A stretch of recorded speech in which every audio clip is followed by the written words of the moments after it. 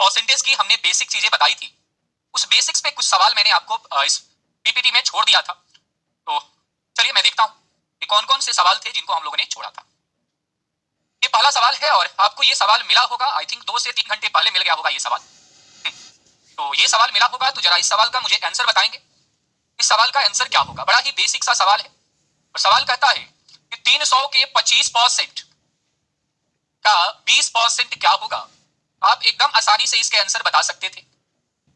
इसका जो आंसर होगा वह 3 5 15 होगा, यानी ऑप्शन से क्या हो जाएगा? 4 हो जाएगा। ठीक, चलिए कोई बात नहीं, बोर्ड पीडीएफ भी मिलेगा और बोर्ड पीडीएफ में भी कुछ सवाल मैं आपको दूंगा और जैसे ये चैप्टर समाप्त होगा तो मैं आपको प्रैक्टिस के लिए भी सवाल दूंगा, आप निश्चिंत रहें। ठीक, चलिए कोई बात नहीं है। दूसरे सवाल को फटाफट हम लोग देख लेते हैं। दूसरा सवाल में कहता है 1600 का 6.1/4%, जिसे हमने कहा था कल 1/16 होता है, और 800 का 12.5% यानी 1/8 होता है। ये 100 और 100 मिलकर क्या बना देंगे? 200 बना देंगे। तो आपका आंसर क्या हो जाएगा? इसका 200 हो जाएगा। चलिए थर्ड नंबर सवाल था, थर्ड नंबर सवाल का उत्तर आप सब बताएंगे कि थर्ड नंबर सवाल का आंसर क्या होगा। बोर्ड पीडीएफ मिला था, हो सकता है 1 बजे के करीब में आपके पास गया होगा, 1 से या 2 बजे करीब में, लेट हुआ था। आपने कहा सर ये 10,000 का 33.33%, और कल मैंने इसको बताया था आपको सॉल्व करना। ये 33 लिख दीजिए ऊपर और जितना भी गुना हो रहा है 1 से गुना हो रहा है 100 से घटा दीजिए, तो ये 1/3 के बराबर हो जाएगा और ये 0.15% था। हम कहते हैं 00 से 00 काट देते हैं, इसके अनुसार नीचे 2 जीरो जाएगा तो 2 जीरो ये काट देगा और 3 को 15 से भाग लगाएंगे 5, यानी ऑप्शन आपका क्या हो जाएगा? 1 हो जाएगा, 1 हो जाएगा। ठीक, चलिए जिनको भी फ्रैक्शन नहीं पता है वो कल वाले क्लास को देख लेंगे, उनको समझ में आ जाएगा। यहाँ पर सवाल है कि x का 11.1/9% और इसे हमने कहा था 1/9 होता है, तो x का 1/9 कहता है 72 है।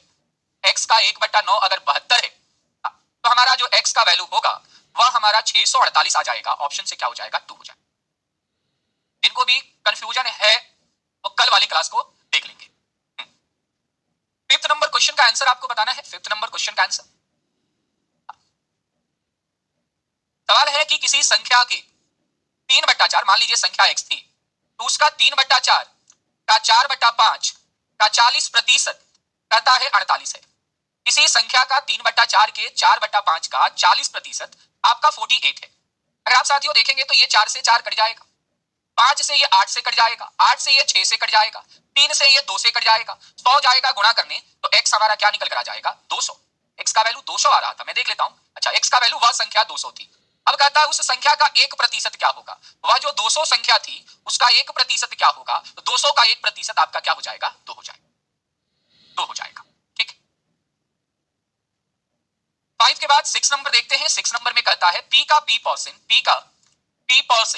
36 है। इसका मतलब p स्क्वायर, ये p इंटू p स्क्वायर 100 गुणे 36 हो जाएगा, और आपको पता है कि ये 60 का स्क्वायर बनेगा, यानी p का वैल्यू क्या आ जाएगा? 60 आ जाएगा। p का वैल्यू आपका 60 आ जाएगा। ठीक, चलिए 6 के बाद 7 नंबर देखते हैं।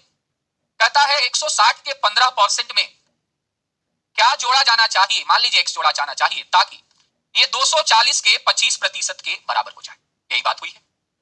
हम अगर यहां पर 160 का 15% निकाल रहे हैं, 5 से 3, 5 से 20, 20 से 8, तो ये 8 तिया 24 प्लस x बराबर ये हमारा 60 के बराबर होगा। तो 24 प्लस x अगर 60 है तो x में 24 उधर जाएगा घटने, तो 36 हो जाएगा। ऑप्शन नंबर क्या हो जाएगा? 4 हो जाएगा।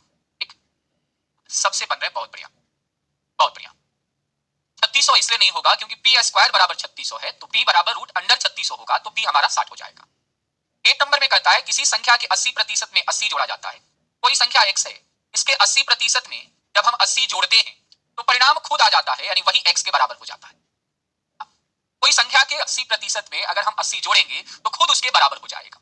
अगर हम यहाँ पे सॉल्व करें साथियों तो ये हमारा 20 से 4, 20 से 5, 4x/5 हो जाएगा। उधर भेज देते हैं तो उधर x माइनस 4x/5 हो जाएगा।